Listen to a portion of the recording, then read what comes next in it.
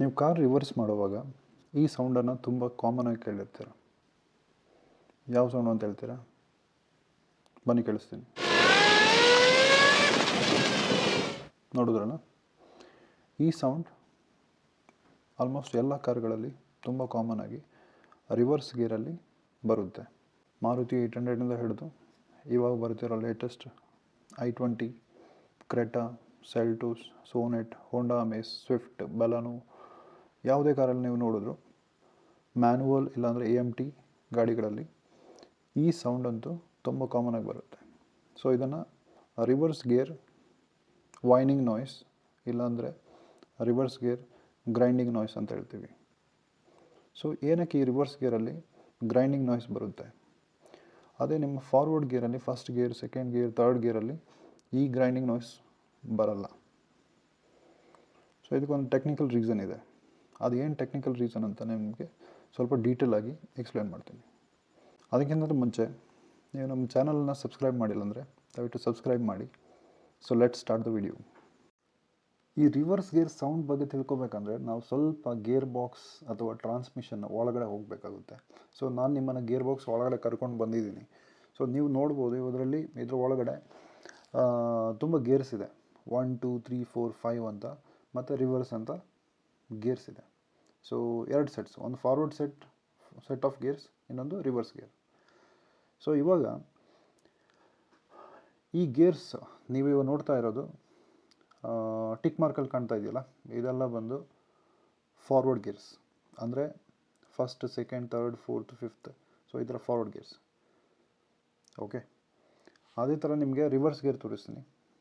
So ಇದು ಬಂದು reverse gear, reverse driving gear, reverse driven gear, ಮತ್ತು ಕೆಳಗಡೆ ಒಂದು ಹಿಂದ್ಗಡೆ ಒಂದು ಚಿಕ್ಕದು ಕಾಣಿಸ್ತದೆ, ಅದು ಐಡ್ಲರ್ ಗೇರ್. ಸೊ ರಿವರ್ಸಲ್ಲಿ 3 ಗೇರ್ ಬರುತ್ತೆ. ಸೊ ಇದಿಷ್ಟು ಬಂದು different types of gear. So ಇವಾಗ ಫಾರ್ವರ್ಡ್ ಗೇರ್ಸನ್ನು ನೀವು ನೋಡಿದ್ರೆ ಇದನ್ನು ಹೆಲಿಕಲ್ ಕಟ್ ಗೇರ್ಸ್ ಅಂತ ಹೇಳ್ತೀವಿ. ಎಲ್ಲ ಟೀತ್ ಬಂದು ಒಂದು ಆ್ಯಂಗಲಲ್ಲಿ ಕೊಟ್ಟಿರ್ತಾರೆ, ಸ್ಲಾಂಟ್ ಆಗಿ ಆ್ಯಂಗಲಲ್ಲಿ ಕೊಟ್ಟಿರ್ತಾರೆ. ಇದರಿಂದ ಫಾರ್ವರ್ಡ್ ಗೇರಲ್ಲಿ ನೀವು ಗಾಡಿ ಓಡಿಸೋವಾಗ ಇದು ತುಂಬ ಸ್ಮೂತಾಗಿ ಎಂಗೇಜ್ ಆಗಿ ಪವರನ್ನು ಟ್ರಾನ್ಸ್ಮಿಟ್ ಮಾಡುತ್ತೆ ಮತ್ತು ಯಾವುದೇ ಥರದ ನಾಯ್ಸ್ ಬರಲ್ಲ. ಸೊ ಅದೇ ಥರ ನೀವು ರಿವರ್ಸ್ ಗೇರನ್ನು ನೋಡಿದ್ರೆ, ಸೊ ರಿವರ್ಸ್ ಗೇರನ್ನು ಸ್ಟ್ರೈಟ್ ಕಟ್ ಗೇರ್ಸ್ ಅಂತೀವಿ, ಇಲ್ಲಾಂದರೆ ಸ್ಪಾರ್ ಗೇರ್ ಅಂತ ಹೇಳ್ತೀವಿ. ಈ ಸ್ಟ್ರೈಟ್ ಸ್ಪಾರ್ ಗೇರ್ಸ್ ನೀವು ರಿವರ್ಸ್ ಎಂಗೇಜ್ ಮಾಡಿದಾಗ ಈ 2 ಟೀತ್ಸ್ ಮಧ್ಯದಲ್ಲಿ ಸ್ವಲ್ಪ ಕ್ಲಿಯರೆನ್ಸ್ ಜಾಸ್ತಿ ಇರುತ್ತೆ. ಇದರಿಂದ ವೈನಿಂಗ್ ನಾಯ್ಸ್ ನಿಮಗೆ ಕೇಳೋಕ್ಕೆ ಸಿಗುತ್ತೆ.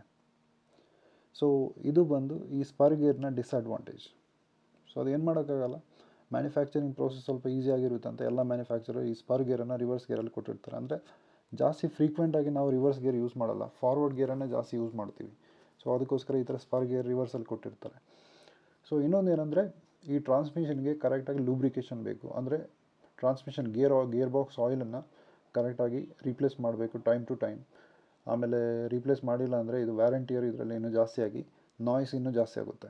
ಆಮೇಲೆ ನಿಮ್ಮ ಬೇರಿಂಗ್ಸ್, ಆಮೇಲೆ ಗೇರ್ಸು, ಸಿಂಕ್ರೊನೈಸರು, ರಿಂಗು, ಸ್ಲೀವು, ಈ ಥರ ಎಲ್ಲ ವ್ಯಾರಂಟಿಯರ್ ಆಗಿ ಆಮೇಲೆ ಟ್ರಾನ್ಸ್ಮಿಷನ್ ನಾಯ್ಸ್ ಜಾಸ್ತಿ ಆಗುತ್ತೆ, ಪ್ರಾಬ್ಲಮ್ ಜಾಸ್ತಿ ಆಗುತ್ತೆ.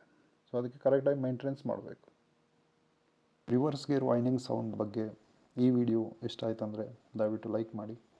ಅದೇ ಥರ ಆಟೋಮ್ಯಾಟಿಕ್ ಮತ್ತು ಮ್ಯಾನ್ಯುವಲ್ ಟ್ರಾನ್ಸ್ಮಿಷನಲ್ಲಿ ನಿಮ್ಮ ಫೇವ್ರೆಟ್ ಟ್ರಾನ್ಸ್ಮಿಷನ್ ಯಾವುದು ಮತ್ತು ಯಾಕೆ ಅಂತ ಕಮೆಂಟ್ ಬಾಕ್ಸ್ನಲ್ಲಿ ತಿಳಿಸಿ.